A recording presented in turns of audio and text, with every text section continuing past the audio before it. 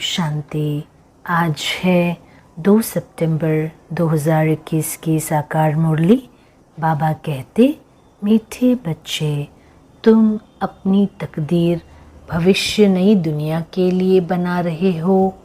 ये तुम्हारा राजयोग है ही नई दुनिया के लिए। प्रश्न, तकदीरवान बच्चों की मुख्य निशानियाँ क्या होगी? उत्तर, तकदीरवान बच्चे कायदे सिर श्रीमत पर चलेंगे। कोई भी कायदे के विरुद्ध कार्य करके अपने को व बाप को ठगेंगे नहीं।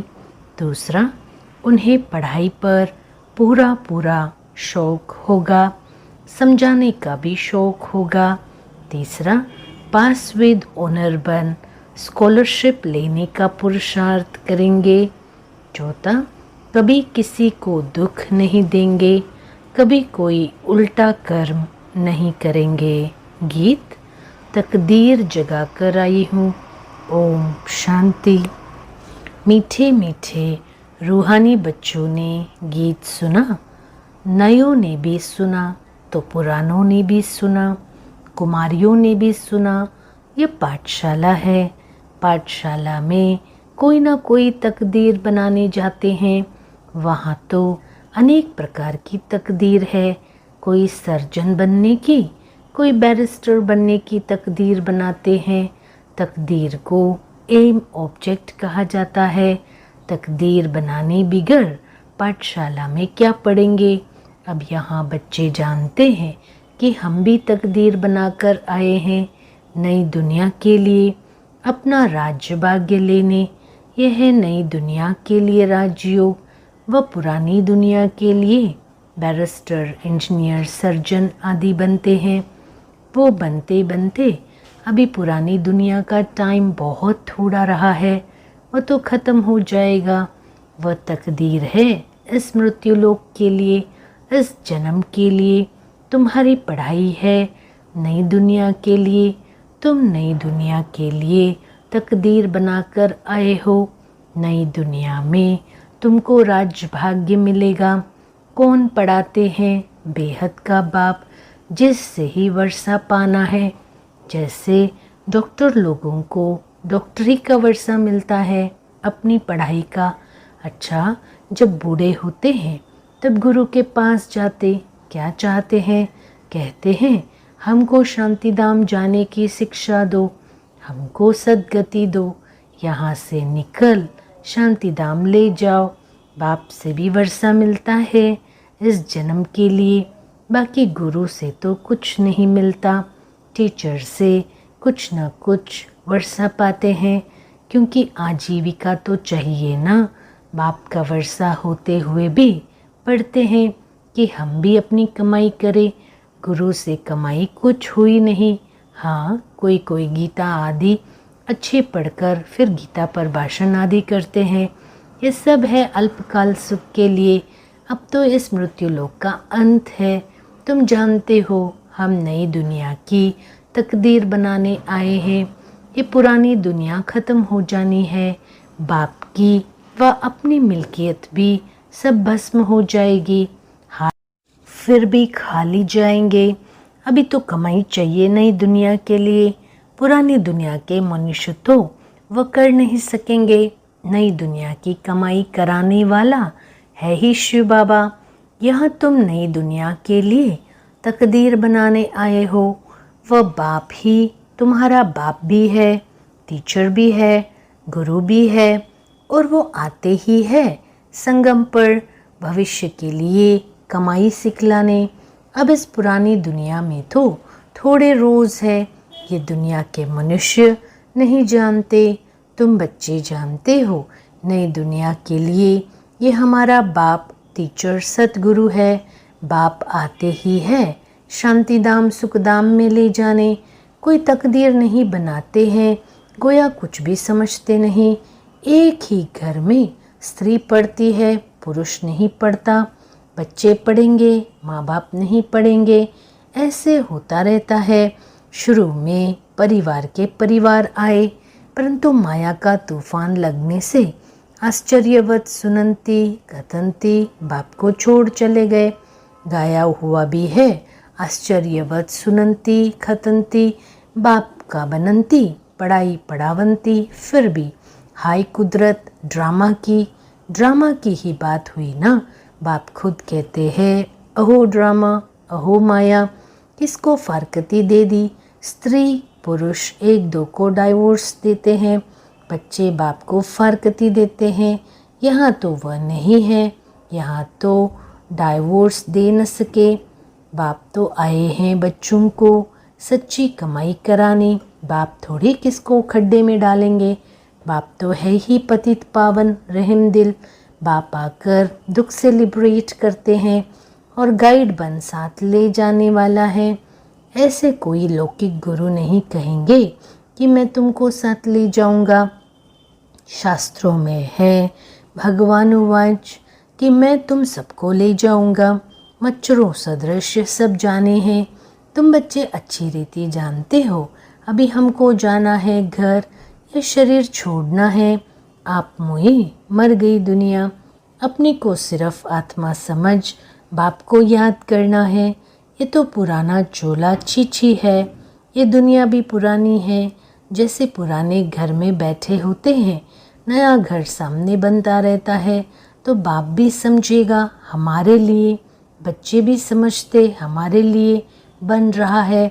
बुद्धि चली जाएगी नए घर तरफ, इसमें ये बनाओ ये करो, बुद्धि उसमें ही लगी रहेगी। फिर पुराना तोड़ देते हैं, ममत्व सारा पुराने से मिटाए नए से जुट जाता है। यह है बेहद दुनिया की बात। पुरानी दुनिया से ममत्व मिटाना है और नई दुनिया से लगाना है। जानते हैं ये पुरानी दुनिया ख़त्म होनी है, नई दुनिया है स्वर्ग, उसमें हम राजाई पद पाते हैं। जितना योग में रहेंगे, ज्ञान की धारणा करेंगे और उनको समझाएंगे, उतना खुशी का पारा चढ़ेगा। बड़ा भारी इम्तिहान है, हमें किस जन्म के लिए वर्षा पा रहे हैं। साहूकार बनना तो अच्छा है ना, बड़ी आयु मिले तो अच्छा है ना। सृष्टि चक्र को जितना याद करेंगे, जितने को आप समान बनाएंगे, उतना फ़ायदा है। राजा बनना है तो प्रजा भी बनानी है। प्रदर्शनी में इतने ढेर आते हैं, वो सारी प्रजा बनती जाएगी, क्योंकि इस अविनाशी ज्ञान का विनाश नहीं होता। बुद्धि में आएगा पवित्र बन पवित्र दुनिया का मालिक बनना है। राम राज्य की स्थापना हो रही है, रावण राज्य का विनाश हो जाएगा। सतयुग में तो होंगे ही देवताएं। बाबा ने समझाया था, लक्ष्मी नारायण का चित्र जो बनाते हैं उसमें लिखना चाहिए कि पास्ट जन्म में ये तमो प्रधान दुनिया में थे, फिर इस पुरुषार्थ से तमो प्रधान दुनिया से सतो प्रधान विश्व के मालिक बनेंगे। मालिक राजा प्रजा सब होती है ना। प्रजा भी कहेगी भारत हमारा सबसे ऊंचा है। बरोबर, भारत ही सबसे ऊंचा था, अभी नहीं है, था ज़रूर, अभी तो बिल्कुल गरीब हो गया है। प्राचीन भारत सबसे साहूकार था। हम भारतवासी सबसे ऊंच देवता कुल के थे, दूसरे कोई को देवी देवता नहीं कहा जाता। अब तुम बच्चियां भी पढ़ती हो, फिर औरों को समझाना है ना। बाबा ने डायरेक्शन दिया ना, कैसे प्रदर्शनी आदि में तार दी जाए, सो लिख कर जाओ। तुम्हारे पास चित्र भी है, तुम सिद्ध कर बतला सकते हो कि उन्होंने ये पद कैसे पाया।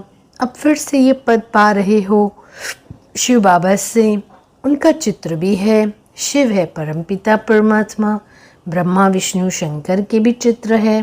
परमपिता परमात्मा ब्रह्मा द्वारा स्थापना कर रहे हैं, विष्णुपुरी सामने खड़ी है। विष्णु द्वारा नई दुनिया की पालना। विष्णु है राधे कृष्ण के दो रूप। अब गीता का भगवान कौन ठहरा? पहले तो ये लिखो कि गीता का भगवान निराकार शिव है, न कि श्री कृष्ण। ब्रह्मा सो विष्णु, विष्णु सो ब्रह्मा कैसे बनते हैं? एक ही चित्र पर समझाने में कितना टाइम लगाता है। जब बुद्धि में बात बैठे, पहले पहले ये समझाकर और फिर लिखना चाहिए। बाप कहते हैं ब्रह्मा द्वारा तुमको योग बल से 21 जन्म का अधिकार मिलता है। शिव बाबा ब्रह्मा द्वारा वर्षा दे रहे हैं। पहले पहले इनकी आत्मा सुनती है, आत्मा ही धारण करती है। मूल बात है ही यह। चित्र तो शिव का दिखाते हैं, यह है परमपिता परमात्मा शिव। फिर प्रजापिता ब्रह्मा तो ज़रूर चाहिए। यहाँ प्रजापिता ब्रह्मा के ब्रह्मा कुमार कुमारियाँ ढेर के ढेर है। जब तक ब्रह्मा के बच्चे न बने, ब्राह्मण न बने, तो शिव बाबा से वर्षा कैसे लेंगे? कुख की पैदाइश तो हो न सके। यह भी गाया जाता है मुख वंशावली। तुम कहेंगे हम प्रजापिता ब्रह्मा के मुख वंशावली है, वो गुरुओं के चेले अथवा फॉलोवर्स होते हैं। यहाँ तुम एक को ही बाप, टीचर, गुरु कहते हो।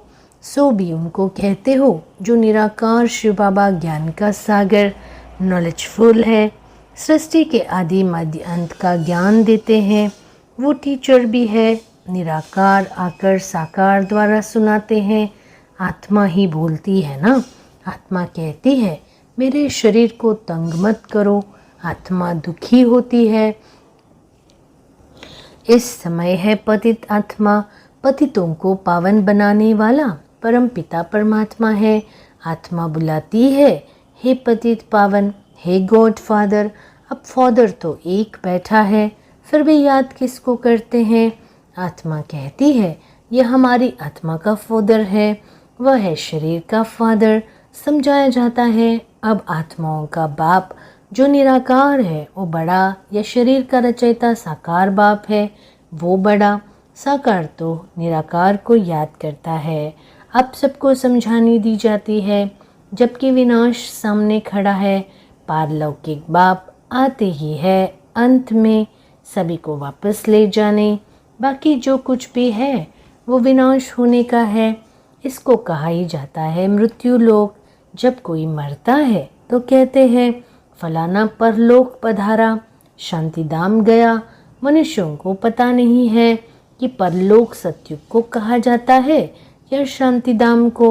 सतयुग तो यहाँ ही होता है, परलोक शांतिधाम को कहेंगे। समझाने की बड़ी युक्ति चाहिए, मंदिरों में जाकर समझाना चाहिए।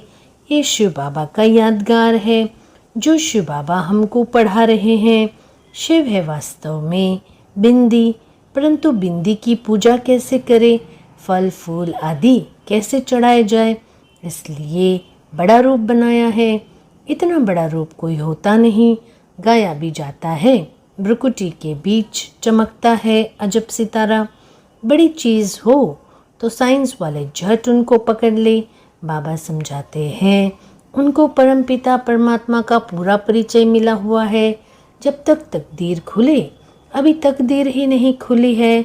जब तक बाप को न जाने, ये न समझे कि हमारी आत्मा बिंदी समान है, शिव बाबा भी बिंदी है, हम बिंदी को याद करते हैं। ऐसे समझ याद करें तब विक्रम विनाश हो। बाकी ये देखने में आता वो आता, इसे माया का विघ्न कहा जाता है। अभी तो खुशी है कि हमको परमात्मा मिला है, परंतु ज्ञान भी चाहिए ना।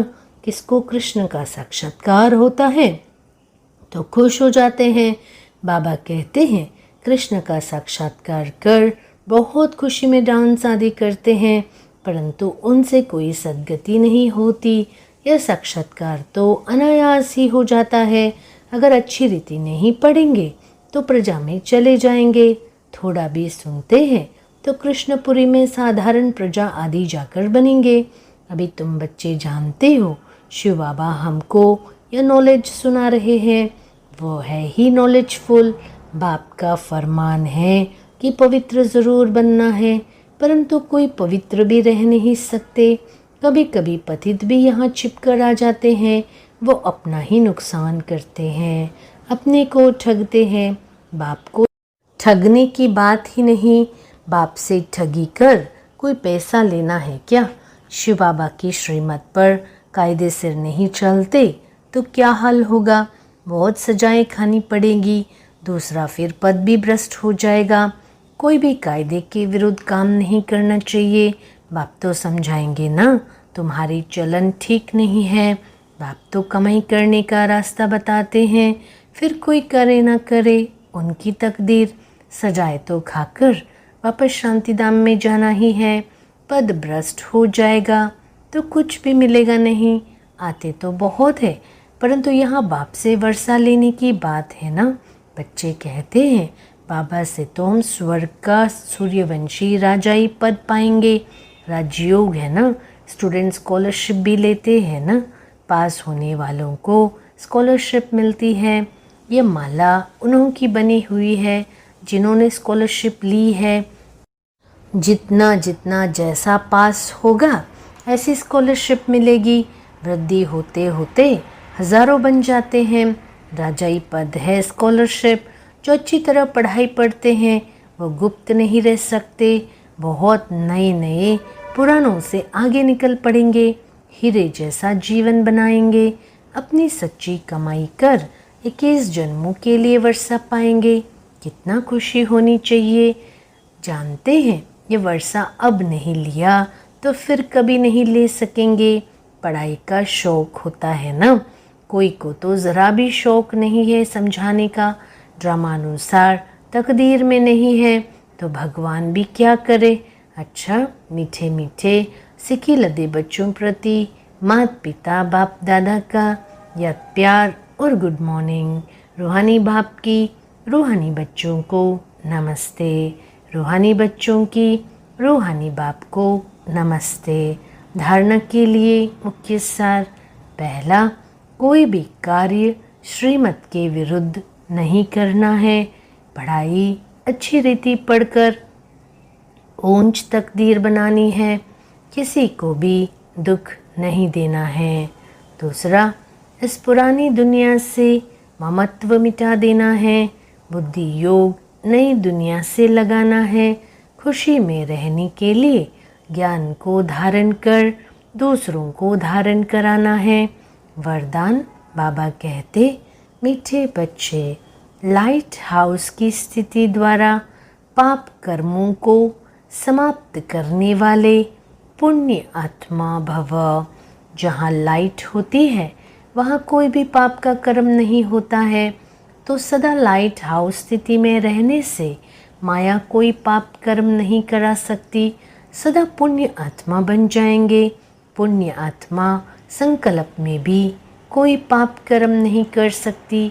जहाँ पाप होता है वहाँ बाप की याद नहीं होती।